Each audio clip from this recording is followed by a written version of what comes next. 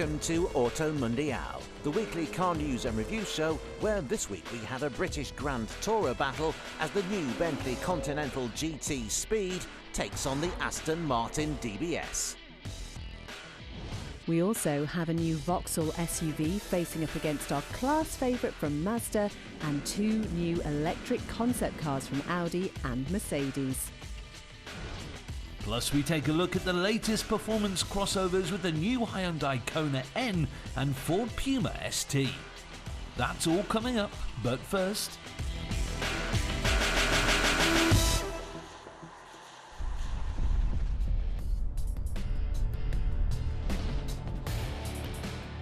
Nissan has posted a record annual loss of almost £1 billion for the year ending March 2020, up from £270 million in 2019. The losses are caused in part by a global chip shortage, which has affected the production of everything from washing machines to games consoles, but has been particularly impactful on the car industry. Nissan is pulling back from global expansion as it predicts a third consecutive year of losses, but not everyone is struggling. In this year's first quarter, Volkswagen more than doubled deliveries of EV models, including the ID3 and 4 models, while its plug-in hybrid sales also increased, helping VW to reach huge profits compared with the same period last year.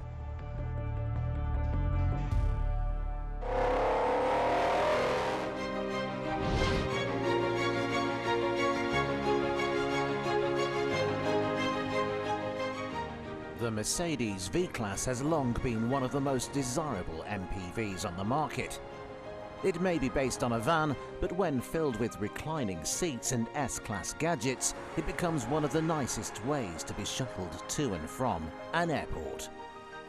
There's even a congestion charge-busting electric one, meaning the V-Class is still as popular as ever. Now though, Mercedes is toying with adding to the lineup with a slightly smaller Citan-based model. And this is what they're proposing, the concept EQT. Previewing what will be known as the T-Class, the EQT is an all-electric concept MPV that, we have to say, looks fantastic. A world away from the usual Vauxhall combos and Citroën Berlingos, the EQT gets a sleek look with a front end borrowed from the EQS and sculpted bodywork that would look good on a limo, never mind a van. This being a concept car, it gets some enormous 21-inch wheels that will never make it to production and some fancy LED lights that we hope do. The interior though looks largely production ready and takes the V-Class's lead by filling a van full of high-end leather and tech. We suspect though that harder wearing fabrics will adorn low-spec cars when it enters production. Whether the T-Class or EQT will catch on is unclear, but who knows, this stylish new MPV could kickstart a whole new market for premium van-based people carriers.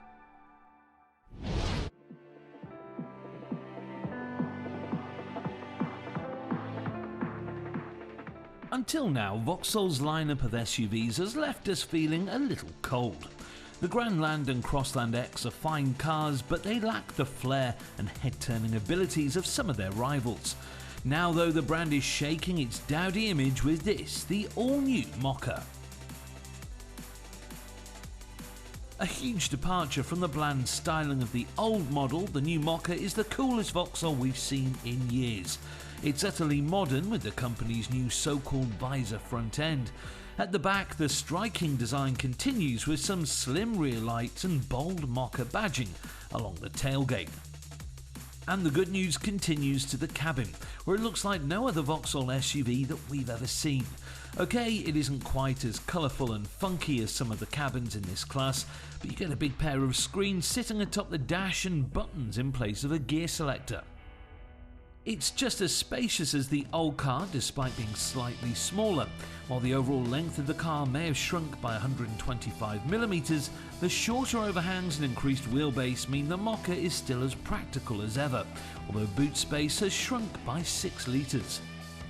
Under the bonnet, the MOKKA gets broadly the same engine selection as its PSA stablemate, the Peugeot 2008. Entry-level cars get a 1.2-litre turbocharged petrol motor with just 99 brake horsepower and a 6-speed manual. A more powerful 134 horsepower version of the same engine is also available, this time with the added choice of an automatic gearbox. A diesel version is also available with 109 brake horsepower, capable of well over 60 miles per gallon. But for those after clean economy, there is also a pure electric version called the MOKKA E. It makes use of a 134 horsepower electric motor hooked up to a 50 kW battery, which Vauxhall says is good for a WLTP range of 201 miles. This being a Vauxhall, naturally there are plenty of trim levels to choose from, this SRI model being the best looking thanks to its 18-inch alloys, black roof and tinted windows. Prices for base spec cars start at under £21,000, rising to just over 30 grand for the EV.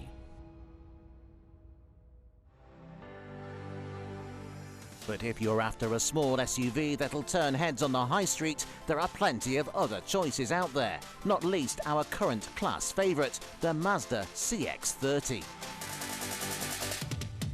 It looks wonderful, but it's inside the car where you really notice the designer's hard work. The sculpted dash adopts a minimalist approach with a sporty 3-spoke steering wheel and some fabulous front seats. High-spec cars get two-tone leather that feels as soft as anything from BMW or Mercedes. In fact, we'd argue that the CX30's interior is nicer than equivalent crossovers from any German manufacturer. It isn't just the design that's good, the quality is fantastic too.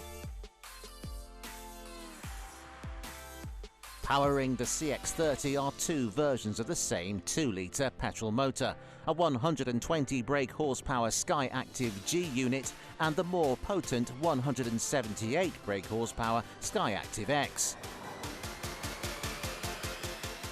Both have a choice of a superb 6-speed manual or smooth 6-speed automatic gearbox. Mazda is hoping to prove that internal combustion still has a future with the Skyactiv. In theory, it's engineered to combine petrol performance with diesel economy. In reality, while it is frugal, performance still seems to be somewhat lacking for now.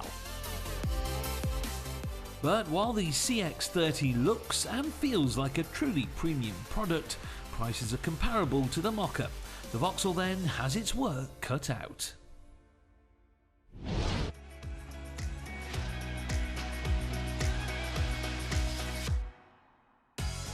While the current Audi A6 has been with us for a while now, the lack of an EV in the lineup has, until now, left a gap in the model's powertrain lineup.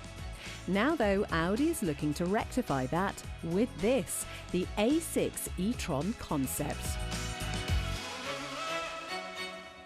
Recently unveiled at the Shanghai Auto Show, Audi's latest concept car is more than just an A6 with some batteries in it. Instead, it has an all-new look, previewing a new electric A6 due in a couple of years' time.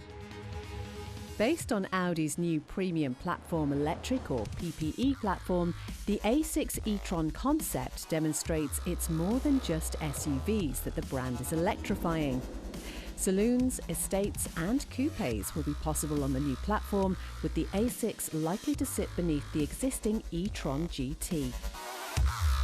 The PPE's flat floor means lower cars like the A6 e-TRON will still get plenty of interior space. It's ever so slightly longer and wider than the existing A6, but also slightly lower, giving it a muscular look in a bid to tempt consumers out of their Teslas. A 100 kilowatt-hour battery should provide more than 430 miles of range, while a pair of electric motors driving all four wheels produce 469 brake horsepower.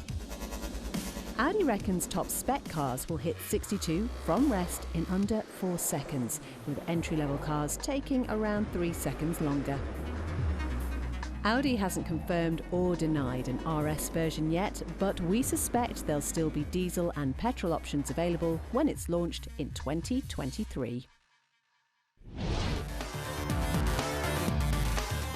After the break, Hyundai's hot crossover and Aston versus Bentley. Who makes the best Super GT?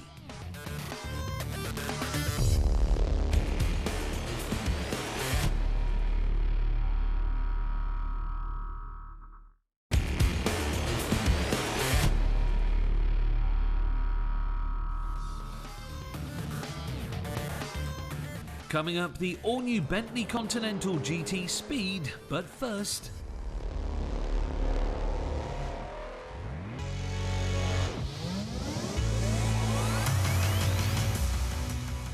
The Hyundai Kona isn't really the sort of car that lights a fire in the hearts of petrolheads.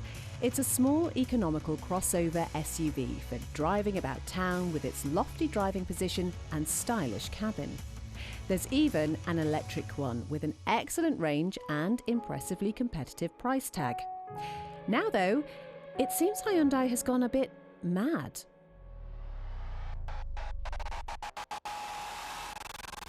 This is the new Kona N, a crossover for petrolheads.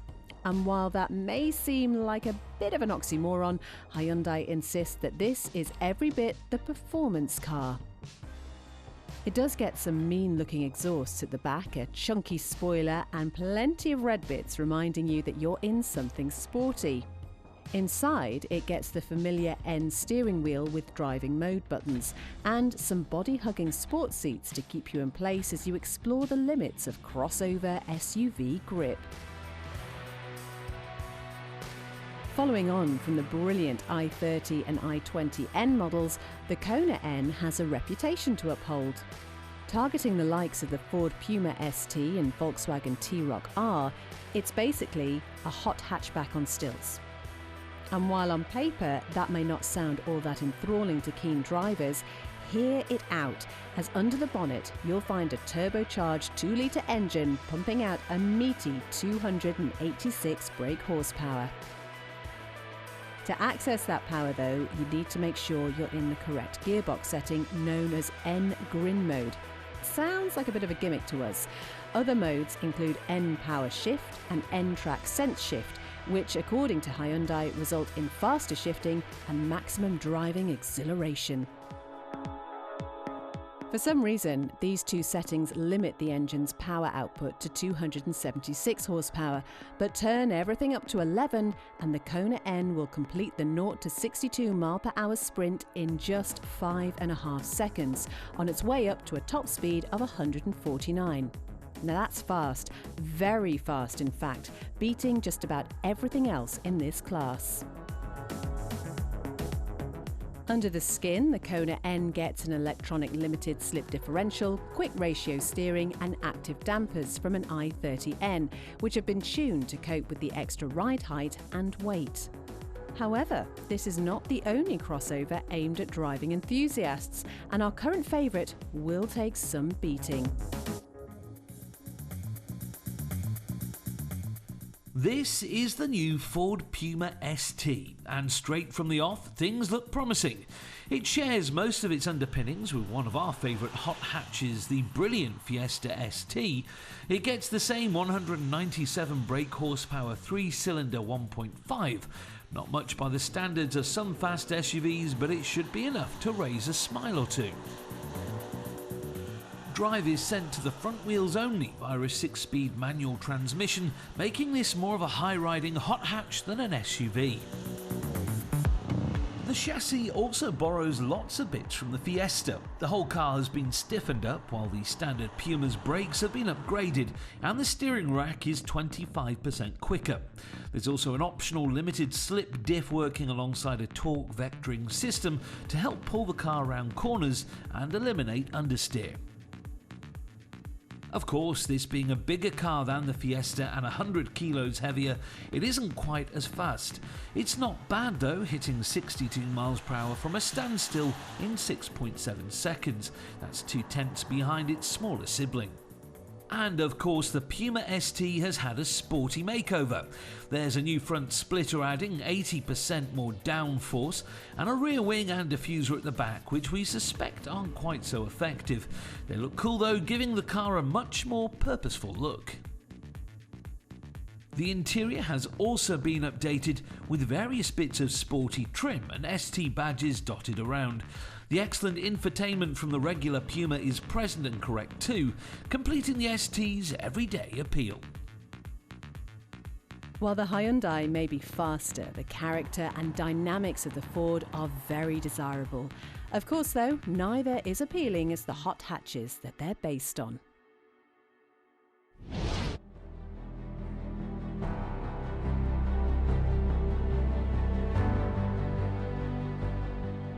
The Bentley Continental GT is one of our favourite grand tourers. Designed to cover vast distances at great speed and in great comfort, it's the perfect representation of what a Bentley should be. With its W12 motor producing 626 brake horsepower, it can hit 62 from rest in just 3.7 seconds, onto a top speed of 207 miles per hour. You might imagine then, with figures like that Bentley would be happy enough to leave the Continental alone for a few years until it's due a midlife facelift. However, you'd be wrong. This is the all-new Continental GT Speed, and as the name suggests, it's even faster. The massive 6-litre twin-turbocharged W12 engine remains in place, but this time it's been tuned up to 650 brake horsepower with 664 pound-feet of torque. The result is a 0 to 62 time of 3.6 seconds, just a tenth of a second faster than the standard car. The top speed seems similarly restrained too, adding just 1 miles per hour to the standard cars. So if the so-called speed isn't actually much faster than the standard car, what have Bentley changed? Well, along with the extra 24 horsepower extracted from the engine, the 8-speed dual-clutch gearbox has also been tweaked. In sport mode, shifts are now twice as fast, while the exhaust has also been altered to produce what Bentley calls greater character. Dig a little deeper still, and you begin to realise that the speed isn't just for straight-line performance. The engineers have been busy trying to make this car a more thrilling thing to drive. The electronic all-wheel drive steering has been changed, and it's got a new electronic limited slip differential on the rear axle, a first for Bentley. This, along with a recalibrated all-wheel drive system that can send more power to the rear wheels, means this big, heavy GT is built for corners as well as cruises.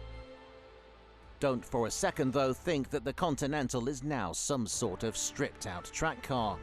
When most manufacturers reveal souped-up versions of existing models, they'll go to great lengths to reduce the car's weight. Not Bentley though. After all, this is still primarily a luxury long-distance machine, so you won't find any bucket seats or plastic windows here. To spot a Continental Speed, you'll need your wits about you. The styling is largely unchanged, with only some badges, tinted grills, 22-inch wheels and altered side skirts marking it out from the standard car. Climb inside the cabin and things can be similarly restrained, depending on how you spec it. Of course, you can fill it with Alcantara and carbon fibre, but you'll still be able to opt for the more traditional wood and leather combos. So, is this now the ultimate super GT car? Well, if it wants that crown, it needs to beat this, the Aston Martin DBS Superleggera. And would you just look at it? Every inch an Aston, the enormous DBS turns heads wherever it goes, and yet it still looks classy and demure.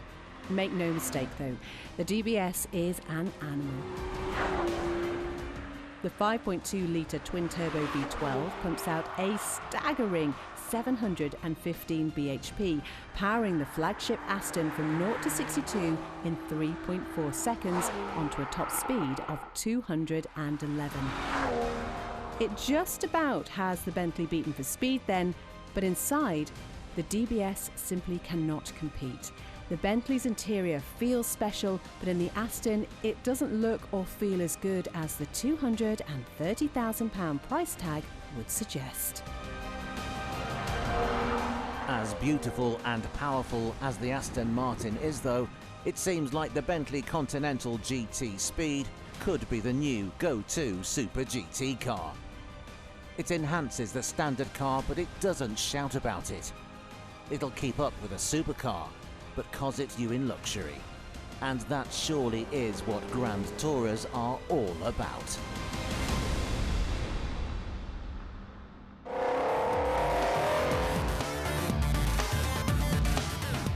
Join us again next week on Auto Mundial as we check out an all-new Jeep, the 2022 Grand Cherokee L.